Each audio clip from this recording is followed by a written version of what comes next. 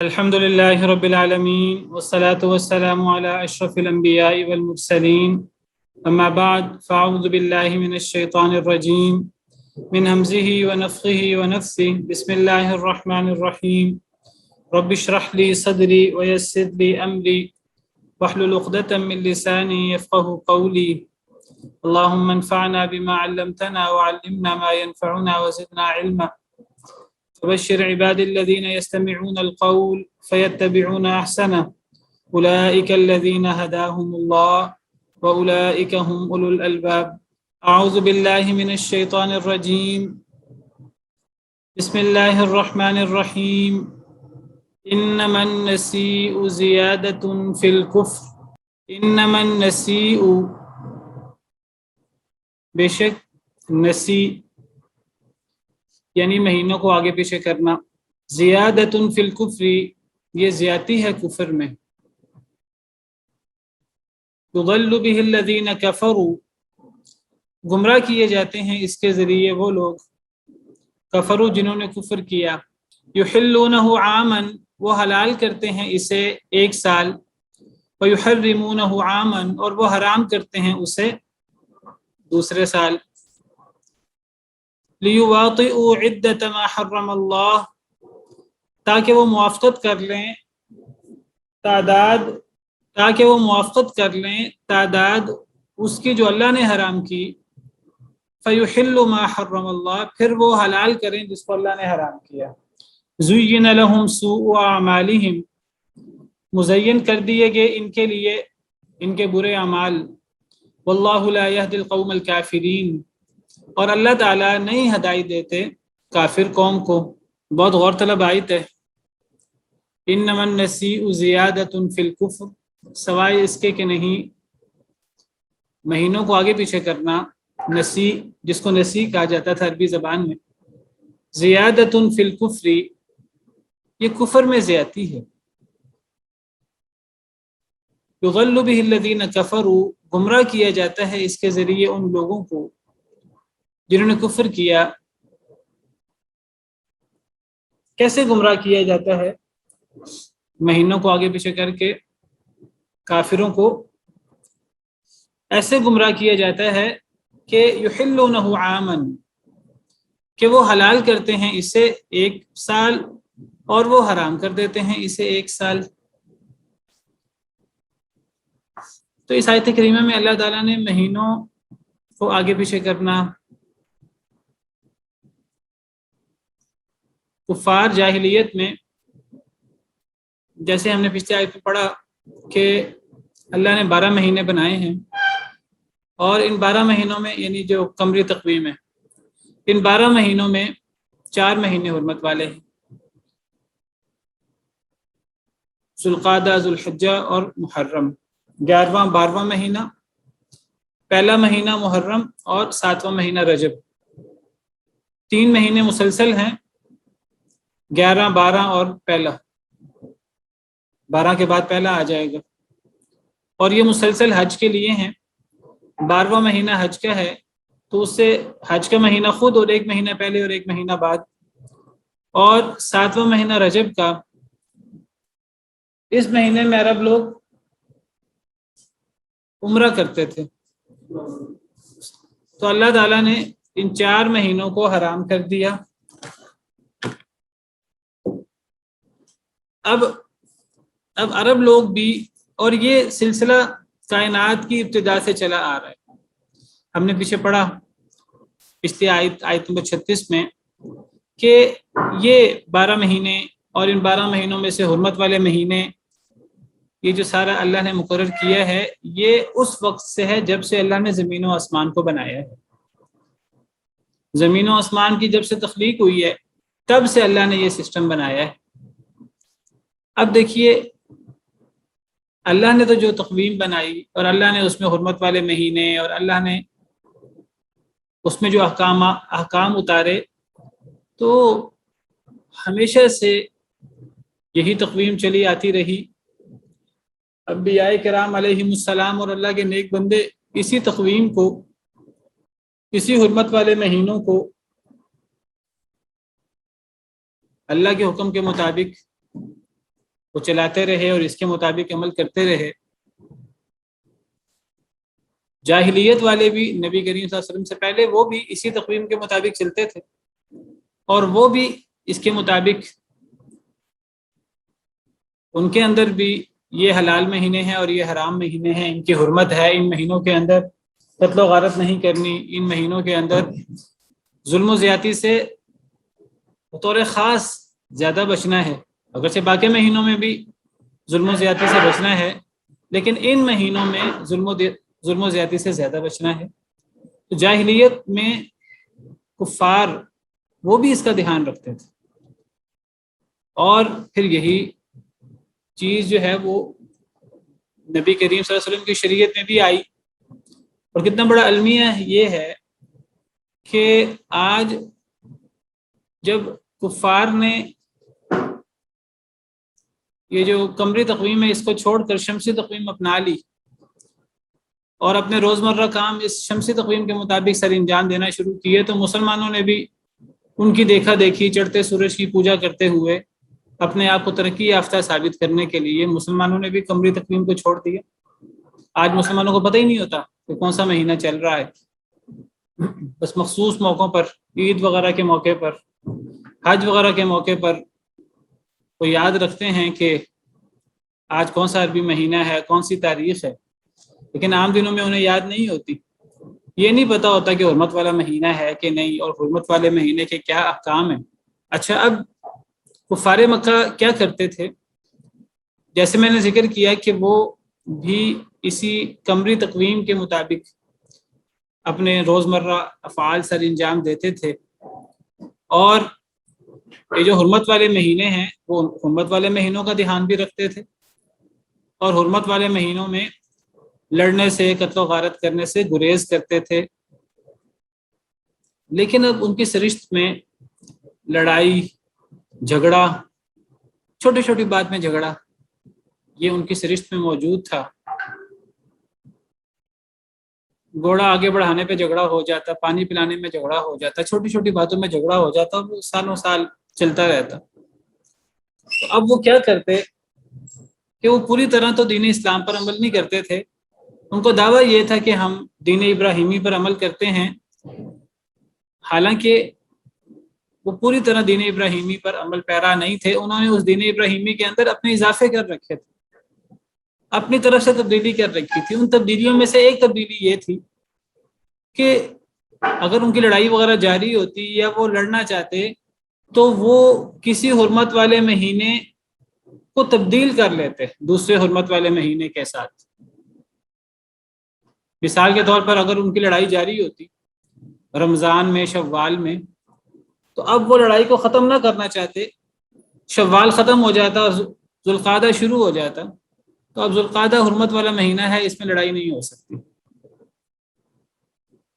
اس میں گناہ اس کی شدت زیادہ ہے۔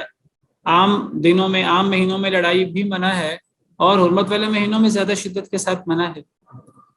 تو ان کے ہاں یہ موجود تھا تصور حرمت والے مہینے کا، لیکن اب انہوں نے اگر لڑائی جاری رکھنی ہوتی، لڑائی ختم نہ کرنی ہوتی، تو کہتے کہ اس سال ہم اس مہینے کو ذوالقعدہ نہیں، اس مہینے کو ہم صفر شمار کر لیتے ہیں، اگلے سال ہم صفر کے مہینے کو ذوالقعدہ شمار کر لیں گے، تو وہ مہینے کو آگے پیچھے کر لیتے ہیں۔ اس سال ہم صفر پہلے لے آتے ہیں تاکہ ہم لڑائی جاری رکھ سکیں، حرمت والے مہینوں کو ہم ایک مہینہ لیٹ کر لیتے ہیں، 2 مہینے لیٹ کر لیتے ہیں، تو وہ مہینوں میں کو آگے پیچھے کر لیتے تھے، اور اس کو نسی کہا جاتا ہے۔ اللہ تعالیٰ فرماتے ہیں سوائے اس کے کہ نہیں، یہ نسی، یہ مہینوں کو جو آگے پیچھے کرنا تھا، یہ کفر میں زیادتی ہے، یعنی اللہ نے اسے صرف کفر قرار نہیں دیا، اللہ نے اسے کفر میں بھی زیادتی قرار دیا، اور اللہ نے فرمایا کہ کافر اس کے ذریعے گمراہ کر دیے جاتے ہیں۔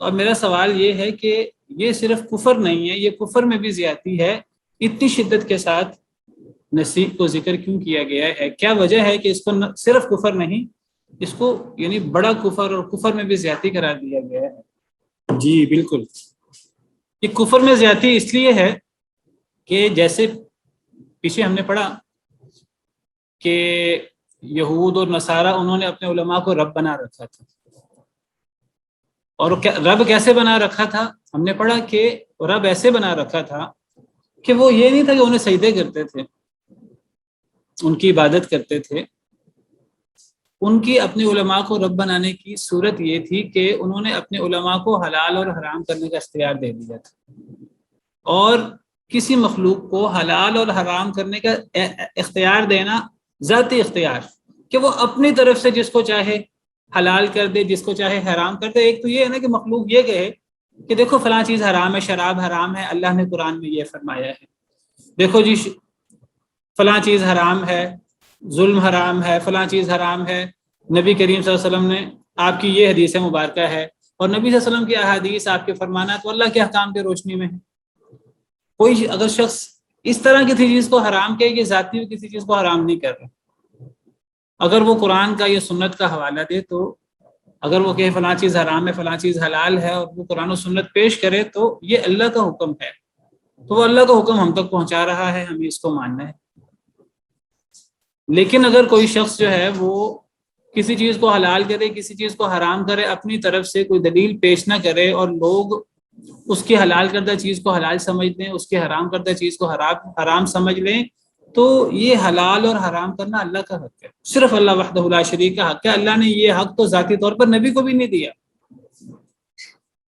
نبی بھی ذاتی طور پر اگر اللہ نے شہد حلال کیا ہے تو نبی اسے حرام نہیں کر سکتے، اگر اللہ نے لونڈی کو حلال کیا ہے تو نبی بھی اسے اپنے اوپر حرام نہیں کر سکتے، کہ نبی کی دیکھا دیکھی امت یہ نہ سمجھے کہ یہ ہمارے لیے بھی حرام ہو گیا ہے۔ اللہ نے قرآن کریم میں فرمایا یا ایھا النبی لما تحرم ما احل اللہ لک، اے نبی صلی اللہ علیہ وسلم، اللہ نے جو چیز آپ کے لیے حلال کی ہے آپ اسے کیوں حرام کرتے ہیں؟ اپنی بیویوں کو راضی کرنے کے لیے بیویوں کے مسئلے میں آپ ایسا کیوں کرتے ہیں؟ آپ نے جو قسم اٹھائی ہے اس کا کفارہ ادا کریں۔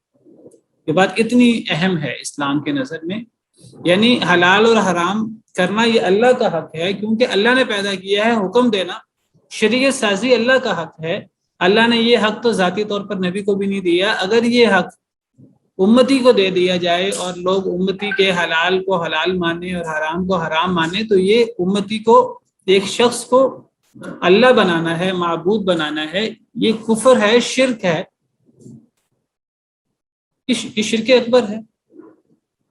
ام لہم شرکاء شرعوا لہم من الدین ما لم یأذن بہ اللہ، سورہ شورى میں اللہ فرماتے ہیں کیا انہوں نے شریک بنا رکھے ہیں اللہ کے، اور وہ شریک کیا کرتے ہیں، وہ چیزیں شریعت میں داخل کرتے رہتے ہیں جس کے اللہ نے اجازت ہی نہیں دی۔ شرعوا لہم من الدین، انہوں نے ان کے لیے دین میں وہ شریعت سازی کی ہے ما لم یأذن بہ اللہ، جس کی اللہ نے اجازت نہیں دی۔ اور ہم نے پڑھا اگر کوئی شخص اپنی طرف سے کسی شے کو حلال کرے، کسی شے کو حرام کرے، وہ در حقیقت اللہ پر افتراء کرتا ہے۔ قل ارأيتم ما انزل الله لكم من رزق فجعلتم منه حراما وحلالا قل الله اذن لكم ام على الله تفترون، کہہ دیجئے ذرا غور کرو، ذرا مجھے بتاؤ کہ جو اللہ نے تمہیں رزق دیا، اس کائنات کو پیدا کرنے والا اللہ، تمہیں پیدا کرنے والا اللہ، رزق دینے والا اللہ، تو اب وہ جو رزق اللہ نے اتارا ہے اسے حلال اللہ کرے گا یا حرام میں تم کرو گے؟ تم اس میں حلال اور حرام بنا لیتے ہو۔ قل اللہ اذن لکم، اے اللہ کے نبی صلی اللہ علیہ وسلم ان سے پوچھئے کہ اللہ نے اس کی اجازت دی ہے تمہیں، ام علی اللہ تفترون، یا تم اللہ پہ جھوٹ باندھتے ہو؟ یہ اللہ پر افتراء ہے، اللہ پہ جھوٹ ہے، یہ شرک ہے اللہ کے ساتھ، کہ کوئی شخص، کوئی مخلوق اپنی مرضی سے کسی چیز کو حلال کر دے، حرام کر دے، اور لوگ اس کو مان بھی لیں۔ تو اب اگر اللہ نے ذوالقعدہ کو حرام کیا ہے، ذوالحجہ کو حرام کیا ہے، محرم میں لڑنا حرام کیا ہے، لڑائی ہر مہینے میں ہر وقت حرام، ان مہینوں میں بالاولیٰ حرام ہے، تو مشرکین اپنے آپ کو مطمئن کرنے کے لیے کہیں گے جی ہم تو لڑائی کر رہے ہیں، ہماری لڑائی تو زیادہ ضروری ہے، اب اللہ کا مہینہ آگے حرمت والا، ہم کیا کریں، ہم مہینے کو آگے پیچھے کر لیتے ہیں، گویا کہ وہ مہینے کو آگے پیچھے نہیں کر رہے، یہ صرف دھوکہ ہے کہ مہینے آگے پیچھے ہو رہے ہیں، وہ گویا کہ ذوالقعدہ کے مہینے کو جو حرمت والا مہینہ ہے اسے وہ حلال بنا رہے ہیں۔ وہ اگر ذوالقعدہ کے مہینے کو سفر نام رکھتے ہیں اس کا، کہ ہم اس دفعہ ذوالقعدہ کو سفر شمار کر لیتے ہیں، آئندہ سفر کو ذوالقعدہ شمار کر لیں گے، وہ یہ نہیں کہ اللہ کے حکم کو مان رہے ہیں، بلکہ وہ اصل میں من مانی کر رہے ہیں۔ وہ لڑائی چھوڑنا نہیں چاہتے اور اپنی طرف سے اللہ کے ظاہری طور پر اللہ کے بھی حکم کو پورا کر رہے ہیں، مہینوں میں عدل بدل کر دیتے ہیں۔ یہ ایسی بات ہے جیسے کہ اللہ تعالیٰ نے جمعے کا دن رکھا ہے جمعہ پڑھنے کے لیے، تو کچھ لوگ کہیں کہ جمعہ کا دن مصروف ہوتا ہے، ہم جمعہ کی عبادت اتوار کو کر لیا کریں گے، اور ہم اتوار کا نام جمعہ رکھ دیتے ہیں، جمعہ کا نام اتوار رکھ دیتے ہیں۔ تو یہ صرف یہ نہیں کہ آپ کے نزدیک جمعہ کی بڑی اہمیت ہے تو آپ نے جمعہ نہیں چھوڑا، آپ نے تو آگے پیچھے کر دیا ہے، آپ نے در حقیقت جمعہ چھوڑا ہے۔ آپ نے جمعے کے دن عبادت نہیں کی جو اللہ نے مقرر کی ہے، اور آپ نے اس کی جگہ پر اتوار کے دن کو جمعہ قرار دے کر آپ نے اصل میں اپنی طرف سے شریعت سازی کر دی۔ اسی لیے اللہ تعالیٰ فرماتے ہیں آگے، ایک تو اللہ فرماتے ہیں کہ یہ جو نسیء ہے، یہ مہینوں کو آگے پیچھے کرنا، یہ کفر میں زیادتی ہے، اور پھر اللہ فرماتے ہیں گمراہ کیے جاتے ہیں اس کے ذریعے وہ لوگ جنہوں نے کفر کیا۔ کیسے؟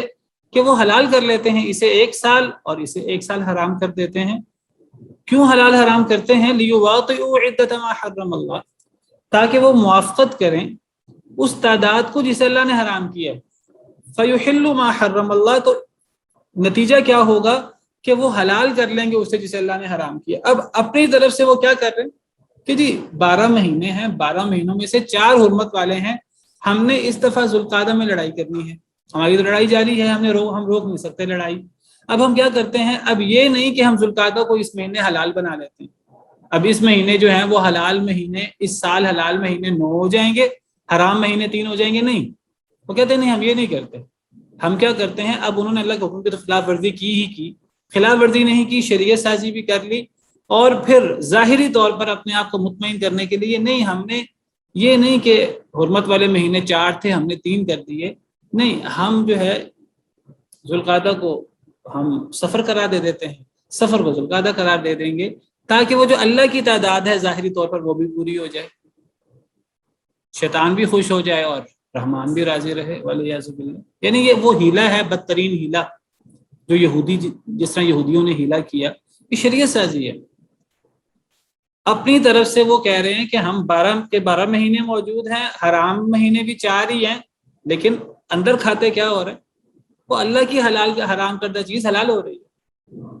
اللہ نے ایک مہینے کو حرام رکھا ہے تو اس مہینے کو انہوں نے حلال بنا لیا، تو شریعت سازی کر دی اور ہیلہ، بدترین ہیلہ کیا، اور اپنی طرف سے اپنے آپ کو مطمئن بھی کیا ہوا ہے کہ اللہ کی وہ جو تعداد ہے نا 4 مہینے، ہم نے تو 4 مہینے برقرار رکھے ہوئے ہیں۔ زُيِّنَ لَهُمْ سُوءُ أَعْمَالِهِمْ، اللہ فرماتے ہیں مزین کر دیے گئے ان کے لیے ان کے برے اعمال۔ اپنی طرف سے بڑے مطمئن ہے کہ دیکھو جی 12 مہینے ہیں اسلام میں، 12 مہینے ہیں عربی، ہم نے 12 مہینے برقرار رکھے ہوئے ہیں، 4 حرمت والے ہیں، 4 ہم نے بھی 4 حرمت والے مہینے برقرار رکھے ہوئے ہیں، آگے پیچھے کر لیا، بس چھوٹی سی چیز ہے تو ہم نے آگے پیچھے کر لیا، مہینے تو وہی ہیں،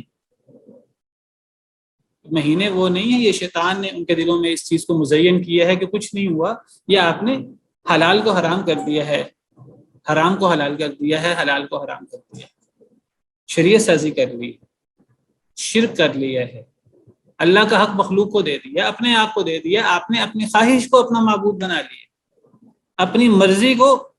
افرأیت من اتخذ الہہ ہوا، کیا آپ نے اس شخص کو دیکھا جس نے اپنی خواہش کو اپنا معبود بنا لیا، جو وہ چاہتے ہیں وہ انہوں نے کر لیا ہیلہ سازی کر کے، اور اپنی طرف سے وہ کہہ رہے ہیں ہم نے اللہ کو بھی راضی رکھا ہوا، اللہ کی جو تعداد ہے وہ تو ہم نے برقرار رکھی ہوئی ہے۔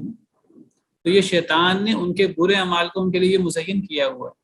واللہ لا یہدی القوم الکافرین، اور اللہ تعالیٰ نہیں ہدایت دیتے کافر قوم کو، یہ کفریہ عمل ہے، یہ شرکیہ عمل ہے، تو ایسی قوم کو اللہ ہدایت کیسے دیں؟ یہ قوم ہدایت حاصل کرنا چاہتی نہیں ہے، اگر یہ ہدایت حاصل کرنا چاہتی ہوتی تو یہ اللہ کے حکم پر عمل کرتے، اپنی لڑائی کو چھوڑ دیتے، اپنی خواہش کو پس پش ڈال دیتے، اللہ کے حکم پر عمل کرتے، تو اللہ بھی پھر ان کو ہدایت دیتے، اللہ بھی پھر ان کو راہ دکھلاتے، آسانی کرتے ان کے لیے، لیکن انہوں نے تو دین کو کھیل بنا لیا ہے۔ اللہ ایسے لوگوں کو کیسے ہدایت دے؟ یا ایھا الذین آمنوا ما لکم اذا قیل لکم انفروا فی سبیل اللہ اثاقلتم الی الارض، اے وہ لوگوں جنہیں ایمان کا دعویٰ ہے، ما لکم تمہیں کیا ہو گیا ہے، اذا قیل لکم جب کہا جائے تمہیں، انفروا فی سبیل اللہ نکلو اللہ کے رستے میں، اِسَّاقَلْتُمْ إِلَى الْأَرْضِ، تم بوجھل ہو جاتے ہو زمین کی طرف. اِسَّاقَلْتُمْ یہ اصل میں تساقلتم ہے، تو تا کا سا میں ادغام ہو گیا ہے. تو اب تا اور سا مل کر ایک سا بن گئی ہیں. جب ایک سا بن گئی تو ادغام میں پہلا حرف ساکن ہوتا ہے، تو اب ساکن سے ابتدا کیسے کی جائے لفظ کی، تو پیچھے حمزہ وصلی لگا لیے. اِسَّاقَلْتُمْ، تو اِسَّاقَلْتُمْ تم بوجھل ہو جاتے ہو، تم بھاری ہو جاتے ہو، الی الارض زمین کی طرف. ارضیتم بالحیات الدنیا من الآخرہ، کیا تم راضی ہو گئے ہو دنیا کی زندگی کے ساتھ آخرت کے مقابلے میں. فما متاع الحیات الدنیا فی الآخرۃ الا قلیل، بس نہیں ہے دنیا کا سامان آخرت کے مقابلے میں الا قلیل مگر بہت تھوڑا.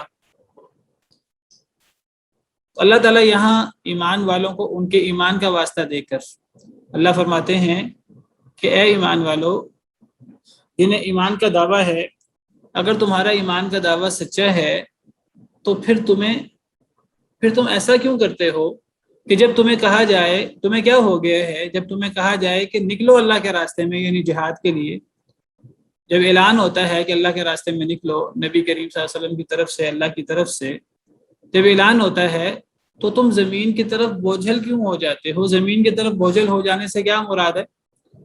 زمین کی طرف بوجھل ہو جانا یعنی سست پڑ جانا، ڈھیلے پڑ جانا، سستی کا مظاہرہ کرنا، جہاد کے لیے نکلنے میں چستی نہیں سستی دکھانا، بہانے کرنا، میرا فلاں کام ہے، میرا فلاں کام ہے، میں تو یہ کام نہیں کر سکتا، ہمارا تو گھر کا پہرہ دار کوئی نہیں ہے، ہم جہاد کے لیے نکل جائیں گے تو پیچھے سے ہمارے گھر کی حفاظت کون کرے گا، گھر میں عورتیں ہیں، یہ ہو جائے گا، وہ ہو جائے گا.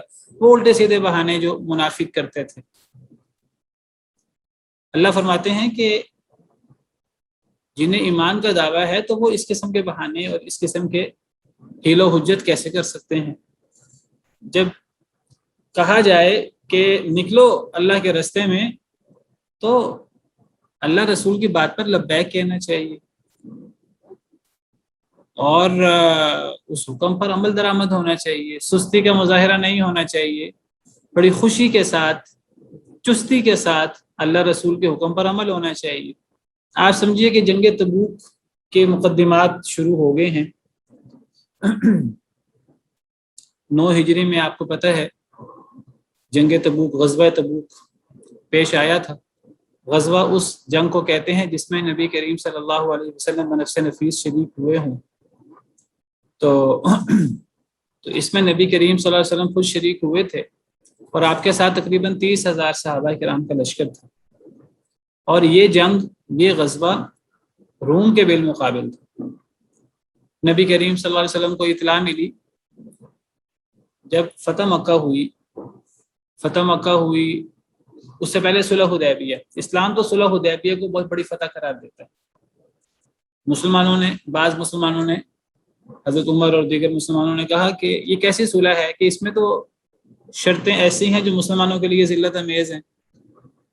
اگر کوئی کافر جو ہے وہ مکہ مکرمہ سے مدینہ آ گیا تو اسے تو واپس کر دیا جائے گا، مسلمان ہو کر اسے واپس کر دیا جائے گا. اور اگر کوئی مسلمان مکہ چلا گیا مرتد ہو کر، اسے واپس نہیں کیا جائے گا. بعض مسلمانوں نے سمجھا کہ یہ تو ایسی شرط ہے کہ جس میں ہماری ہیٹھی ہے، یعنی کافر آئے تو ہم اسے واپس کر دیں اور ہمارا جائے تو وہ اسے واپس نہ کریں، تو یہ تو برابری نہیں ہے، یہ تو ہماری ہیٹھی ہے. نبی صلی اللہ علیہ وسلم نے فرمایا ٹھیک ہے. حضرت عمر کہیں کہ اے اللہ کے رسول صلی اللہ علیہ وسلم، کیا ہم کمزور ہیں؟ کیا اسلام سچا دین نہیں ہے؟ ہم یہ ذلت امیز شرط کیوں قبول کریں؟ اس کے اصل میں جو نبی صلی اللہ علیہ وسلم اوکے کر رہے تھے وہ اللہ کی وحی کے روشنی میں اس صلح میں کتنی بڑی فوائد تھے اور کتنی بڑی حکمتیں تھیں. اور دیکھیے پھر کتنی واضح بات ہے جو جنہوں نے اعتراض کیا ان کے ذہن میں نہیں آئی کہ بھئی اگر مسلمانوں میں سے کوئی شخص مرتد ہو کے جاتا ہے تو ایسے مرتد کی اور ایسے جو اپنا ہی جاسوس بنے گا بعد میں، اس کی مسلمانوں کو ضرورت کیا ہے؟ اس کو واپس لینے کی کیا ضرورت ہے؟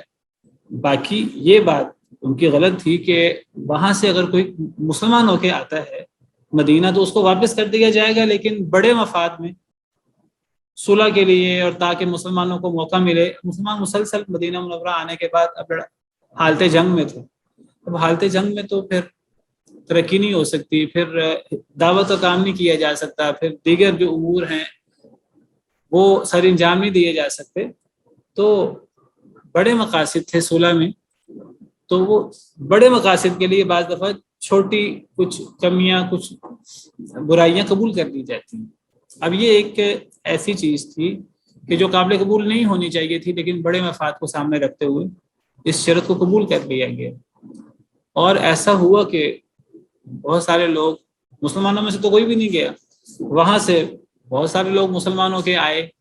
اب نبی کریم صلی اللہ علیہ وسلم نے وعدہ کیا ہوا تھا، وہاں سے کفار آئے کہ آپ نے وعدہ کیا تھا ہم سے. بلکہ جب یہ معاہدہ ہو رہا تھا، ابھی سائن نہیں ہوئے تھے کہ تو جو شخص کفار کی طرف سے معاہدہ کرنے آیا تھا بعد میں وہ مسلمان ہو گیا تھا، اسی کا اپنا بیٹا جو ہے وہ مسلمان ہو کے آ گیا، اور بڑے بڑے ظلم زیادتی ہوئے اس پر مکہ مکرمہ میں.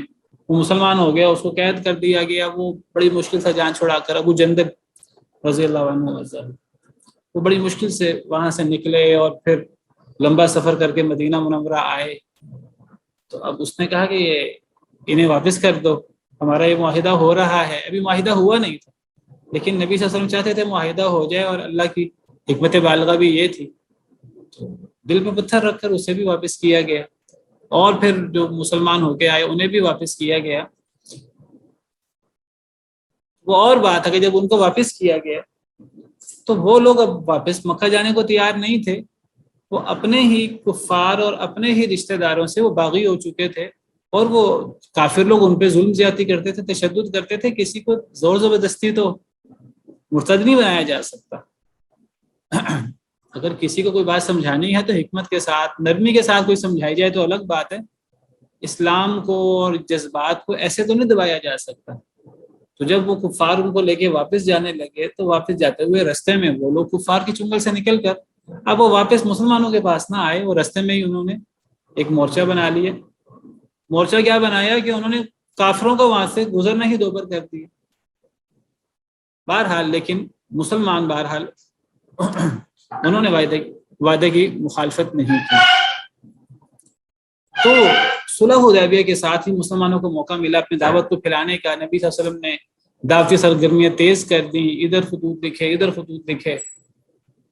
پھر فتح مکہ ہوئی، فتح خیبر ہوئی، فتح مکہ ہوئی. پھر جو ہے وہ جنگ حنین ہوئی، مسلمانوں کی فتوحات بڑھ گئیں، بہت سارا مال غنیمت ہاتھ آیا. تقریباً سارا عرب ہی آپ سمجھیے سرنگوں ہو گیا. تو اب جب رومیوں کو پتہ لگا کہ مسلمان اتنا غالب آ رہے ہیں تو رومیوں نے، جو سپر پاور تھی اس دور کی، عیسائی، ایک طرف عیسائی اور ایک طرف فارسی، ایران مجوسی. رومی عیسائی تھے اور فارسی جو ہیں وہ پارسی تھے، وہ مجوسی تھے. تو اب رومیوں کو پتہ لگا تو انہوں نے کہا کہ سب سے بہترین دفاع کیا ہوتا ہے؟ بہترین ڈیفنس اوفینس ہوتا ہے. انہوں نے کہا بہتر یہ ہے کہ مسلمانوں کو زیادہ طاقتور ہونے سے پہلے ہی ان پر حملہ کر دیا جائے. تو جب یہ خبریں ملی نبی کریم صلی اللہ علیہ وسلم کو تو آپ نے کہا کہ بجائے اسے کہ ہم ان کا انتظار کریں کہ وہ آئیں اور ہم پر حملہ کریں، تو ہم سرحد پر جا کر ان کا ہم مقابلہ کریں گے. یہ بہت بڑا قدم تھا، بہت بہادری کی بات تھی. سپر پاور کے ساتھ بھیڑ جانا. مسلمان، اللہ نے مسلمانوں کو بڑی فتوحات دی، لیکن ابھی وہ اتنے طاقتور نہیں ہوئے تھے، ابھی ان کی اتنی تعداد نہیں تھی کہ رومیوں کے ساتھ وہ ٹکر لے سکیں. لیکن مسلمان تو ظاہری اسباب نہیں دیکھتا، اپنے وسائل نہیں دیکھتا، وہ تو اللہ پہ بھروسہ کرتا ہے. کافر ہے تو شمشیر پہ کرتا ہے بھروسہ، مومن ہے تو بے داغ بھی لڑتا ہے سپاہی. تو نبی کریم صلی اللہ علیہ وسلم آپ نے یہ تدبیر کی، بجائے اس کے کہ آپ رومیوں کا انتظار کرتے، آپ نے کہا کہ ہم بجائے اس کے کہ یہاں بیٹھ کے ان کا انتظار کریں، ہم اوفینس کریں گے، ہم ان پہ حملہ کریں گے. آپ کی اس تدبیر، اور آپ نکلے، اور وہ موسم ایسا تھا کہ اس موسم میں لڑائی کے لیے نکلنا اور سفر بہت لمبا تھا، اور جانا، اور پھر مقابلے میں دشمن اتنا بڑا تھا، سپر پاور. تو یہ بڑا مشکل فیصلہ تھا، لیکن آپ نے لیا. اور ظاہری بات ہے وحی کی روشنی میں نبی کا تو یعنی سب سے بڑا فائدہ یہ ہوتا ہے کہ اللہ سے رابطہ ہوتا ہے اور اللہ کی وحی شامل حال ہوتی ہے. تو جب نبی صلی اللہ علیہ وسلم نے یہ کام کیا، تبوک جو مدینہ منورہ سے تقریباً 700 کلومیٹر کے فاصلے پر ہے، آج کل 700 کلومیٹر کا فاصلہ کرنا بڑا مشکل کام ہے، اس دور میں تو پیدل اتنا مشکل معاملہ تھا. تو جب مسلمان تبوک پہنچے تو آگے سے رومی پھر آئے ہی نہیں. یعنی آپ سمجھیے ان پر روب طاری ہو گیا کہ یہ کیسے مسلمان ہیں. ہم سپر پاور سے ڈرنے کی بجائے، اگر انہوں نے ہمارے بارے میں خبر سنی ہے تو ہمارا انتظار کرنے کی بجائے یہ تو ہم پر چڑھ دوڑے ہیں. تو وہ پھر لڑنے کے لیے آئے نہیں، اور مسلمان لمبا عرصہ کئی دن ان کا انتظار کر کے پھر مسلمان گویا کہ فتح یاب ان پر اپنا روب ڈال کر واپس پلٹے. لڑائی نہیں ہوئی. 9 ہجری میں غزوہ تبوک کا یہ واقعہ پیش ہے، شوال 9 ہجری. تو اب جو رومی تھے وہ شام کا علاقہ ان کا علاقہ تھا، اور جو شام کا علاقہ ہے اس کی سرحد جو ہے وہ عرب علاقے کے ساتھ تبوک کے علاقے کے ساتھ. تبوک جو ہے یہ آج کل جو سعودی عرب ہے اس کا سرحدی علاقہ ہے، اور یہ اردن وغیرہ اور شام وغیرہ کے ساتھ جا کر ملتا ہے. اس دور میں یہ علاقے یہ رومیوں کے زیر نگی تھے. تو نبی کریم صلی اللہ علیہ وسلم کی اس تدبیر سے، اس حکمت عملی سے، یعنی رومی جو سپر پاور تھے وہ سوچ رہے تھے کہ بجائے اس کے کہ ہم یہ مسلمان ہیں، عرب لوگ ہیں، یہ زیادہ بڑھ جائیں تو ہم ان کو زیادہ بڑھنے دیں. پہلے اب یہ طاقتور ہونا شروع ہو گئے ہیں اور عرب علاقوں پر انہوں نے کافی فتوحات جو ہیں وہ حاصل کر لی ہیں. عرب لوگ ان کے پاس جوک در جوک اسلام کے لیے داخل ہو رہے ہیں، یہ بڑھتے جا رہے ہیں. تو بجائے اس کے کہ ان کو بڑھنے دیا جائے، ہم ان پر حملہ کر کے انہیں ختم کر دیں، ان کی طاقت ختم کر دیں. تو وہ یہ سوچ رہے تھے. ابھی نبی صلی اللہ علیہ وسلم کو یہ خبر ملی، اب آپ نے اپنے جاسوس چھوڑے ہوئے تھے ہر جگہ پر. جب آپ کو یہ خبر ملی تو آپ نے پیش قدمی کی، اور آپ اتنا دور سفر کر کے تبوک کے علاقے میں آپ گویا کہ ان کا انتظار کر رہے ہیں. آؤ، یعنی لڑنے کا میدان بھی آپ نے منتخب کر لیا جو سرحدی علاقہ تھا. تو اس سے ان پر اتنا روب پڑا کہ وہ آئے ہی نہیں. پھر 20 دن مسلمان جو ہے وہاں انتظار کر کے ان کو للکار کر اور ان کے اوپر اپنا جو ہے پورا دباؤ ڈال کر اور اپنی بہادری جو ہے وہ کی دھاک بٹھا کر وہ واپس آئے. لڑائی تو نہیں ہوئی، لیکن اس کا اثر یہ ہوا کہ صرف رومی نہیں، وہ باقی جو عرب تھے وہ تو پہلے ہی اب ان میں سے کوئی مسلمان سے لڑنے کی پوزیشن میں تھا نہیں. انہوں نے دیکھا کہ مسلمان تو اب سپر پاور بھی ان کے سامنے کچھ نہیں ہے. تو بہرحال اس کے بہت زیادہ اثرات ہوئے. تو اس کو غزوہ تبوک کہا جاتا ہے. جب نبی صلی اللہ علیہ وسلم نے غزوہ تبوک کے لیے لوگوں میں اعلان کیا کہ جی نکلو، تو منافقین نے پس و پیش کا مظاہرہ کیا، منافقین نے سستی کا مظاہرہ کیا، الٹے سیدھے بہانے لگائے. وہ بھی بہانے ہم پڑھیں گے آگے. تو یہاں اللہ تعالیٰ ایمان والوں کو مخاطب کر رہے ہیں. ایمان والوں کو مخاطب کرنے کا مطلب یہ نہیں کہ ایمان والوں نے بھی پس و پیش کیا، سب مسلمانوں نے پس و پیش کیا. نہیں، پس و پیش تو وہ جو چند منافقین تھے انہوں نے کیا، لیکن یہ جو چند اس قسم کے غلط بزدل عناصر ہوتے ہیں یہ پوری قوم میں یہ خرابی پیدا کرتے ہیں. تو اللہ نے مسلمانوں کو ابھارنے کے لیے، مسلمان تو پہلے ہی اللہ رسول کے حکم پر جانیں نشاور کرنے کے لیے تیار ہوتے تھے اور ہر قسم کی قربانی دینے کے لیے تیار ہوتے تھے. تو اللہ تعالیٰ نے انہیں ابھارنے کے لیے تمام مسلمانوں کو مخاطب فرمایا اور انہیں ترغیب دی کہ تمہیں اللہ کے راستے میں نکلنے کے لیے کہا جا رہا ہے اور تم زمین کی طرف بوجھل ہو رہے ہو. کیونکہ منافقین نے یہ کام کیا تھا تو باقی مسلمان متاثر نہ ہوں، تو اللہ نے یہ آیات اتار دی. ارضیتم بالحیات الدنیا من الآخرہ، کیا آخرت کے مقابلے میں تم دنیا کی زندگی پر راضی ہو گئے ہو کہ جی اب تو یہ بڑی گرمی کا موسم ہے، ایک تو نکلنا بڑا مشکل ہے، سفر بہت لمبا ہے، اتنا لمبا سفر کیسے ہوگا گرمی کے موسم میں، ہمارے پاس تو کھانے پینے کے وسائل بھی نہیں ہیں. پھر تیسری جو اہم بات تھی وہ یہ بات تھی کہ فصل پکی ہوئی تھی، کھجور انگور وغیرہ وہ پکے ہوئے تھے. اب اس موسم میں اور اس وقت نکلنا یہ تجارتی طور پر بھی یہ نقصان دہ تھا. لیکن مسلمان تو جب اللہ کا حکم آ جاتا ہے پھر مسلمان یہ نہیں دیکھتے کہ کس چیز میں ظاہری فائدہ ہے, کس چیز میں ظاہری نقصان ہے. تو اللہ تعالیٰ یہی فرما رہے ہیں کیا تم دنیا کی زندگی پر راضی ہو گئے ہو آخرت کے مقابلے میں؟ تمہیں تو آخرت سامنے رکھنی چاہیے. اللہ کے حکم پر عمل کرو گے تو دنیا آخرت تمہاری ہوگی. اگر تم اللہ کے حکم کے مد مقابل دنیاوی اپنے دلائل پیش کرو گے کہ جی سفر لمبا ہے, گرم موسم ہے, فصل پکنے کا, فصل کاٹنے کا وقت ہے, یہ تو دنیا کی باتیں ہیں ساری. کیا تم آخرت کے مقابلے میں دنیا پر راضی ہو جاؤ گے؟ ایک مسلمان تو یہ کام نہیں کر سکتا. فما متاع الحیات سر الدنیا. جی جی جی السلام علیکم سر. ویسے یہ آیت مجھے یاد پڑتی ہے, یہ جب فلسطین پہ حملہ ہوا تھا یہ رمضان کے بعد, اس وقت جو ہے نا میں نے سنا تھا کہ ویڈیو میں حماس کے لیڈرز نے جب پوری مسلم دنیا سے مخاطب ہو رہے تھے انہوں نے یہ آیت پڑھی تھی, تو اس سے مجھے بالکل صحیح اس کا جو کنٹیکسٹ سمجھ آ گیا تھا اس وقت. دیکھیے جب بھی جہاد کا موقع ہو, اور جہاد پہلی بات تو یہ ہے کہ یعنی مسلمانوں کو جہاد کے لیے ہر دم تیار رہنا چاہیے, اور جہاد جو ہے یہ اسلام کی کوہان ہے.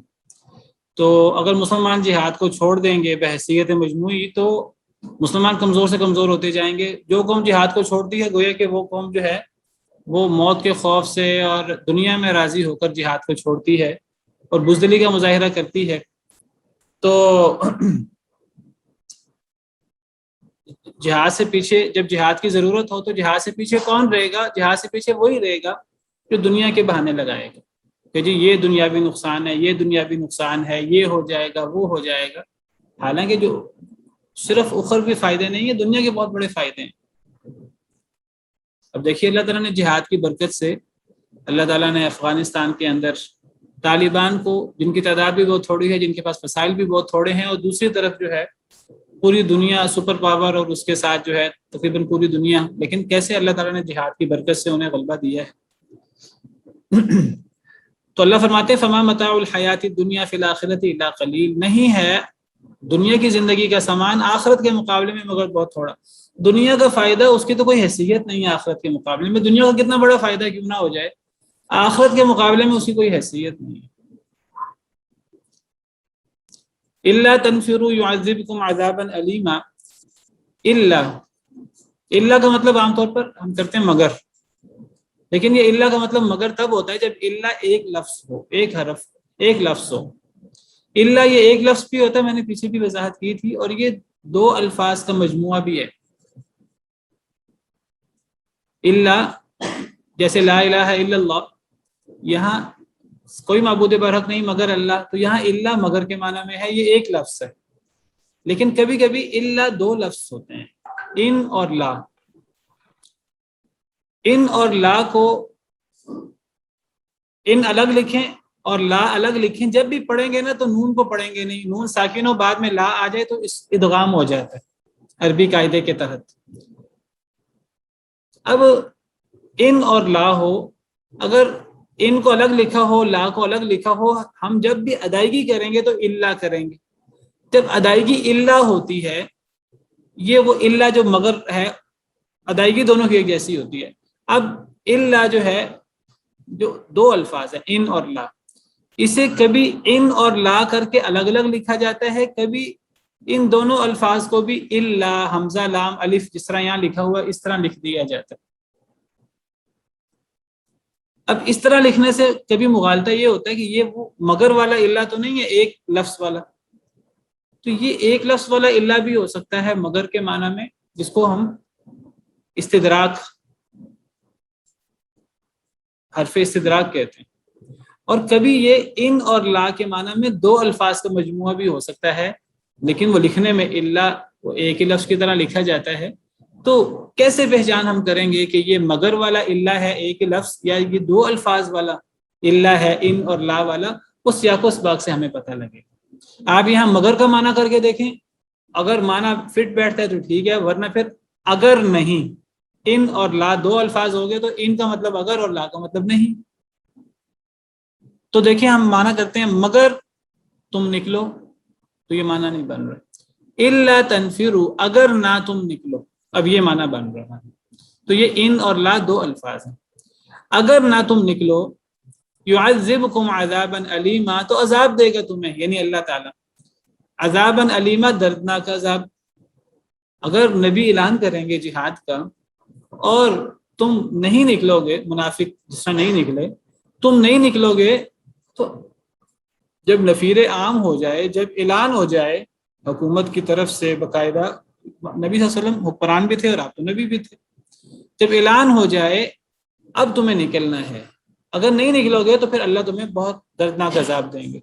وَيَسْتَبْدِلْ قَوْمًا غَيْرَكُمْ، اور وہ بدل دے گا قوم کو تمہارے علاوہ، یعنی اگر تم نہیں نکلو گے تو اللہ، یہ جو جہاد ہوتا ہے دین کے غلبے کے لیے یہ ہوتا ہے، اگر تم دین کے غلبے میں کردار ادا نہیں کرو گے تو اللہ تمہاری جگہ کسی اور قوم کو لے آئے گا اور وہ پھر اللہ کے حکم پر عمل کر کے جہاد کرے گی۔ اگر تم نہیں نکلو گے تو اللہ تمہیں دردناک عذاب دیں گے اور اللہ تعالیٰ تمہاری جگہ پر قوم تبدیل کر دیں گے۔ وَلَا تَضُرُّهُ شَيْئًا، اور نہیں تم نقصان پہنچا سکتے اس کو، یعنی اللہ کو، شیئا کچھ بھی، یعنی اگر تم اللہ کے حکم پر عمل نہیں کرو گے، جہاد کے حکم پر، تو اللہ تمہیں عذاب دیں گے، دردناک عذاب، اور اللہ تمہیں چینج کر کے نئی قوم لے آئیں گے۔ اور جب اللہ یہ کام کریں گے تو تم اللہ کا مقابلہ کرنا چاہو، تم اللہ کی اس تدبیر کے راستے میں رکاوٹ بننا چاہو، تو تم اللہ کو کوئی نقصان نہیں دے سکتے، اللہ کا مقابلہ کون کر سکتا ہے؟ واللہ علی کل شیء قدیر، اللہ تعالیٰ ہر شے پر قدرت رکھنے والے ہیں۔ چلیں آج کے لیے اتنی کافی ہے، باقی انشاءاللہ کل۔ سبحان ربک رب العزت عما یصفون وسلام علی المرسلین والحمد للہ رب العالمین۔